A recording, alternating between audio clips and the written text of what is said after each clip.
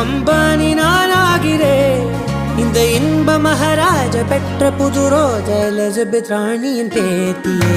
தாயே தாயே மகளன வந்தாய், தந்தை சிந்தை நலமுற வந்தாய்.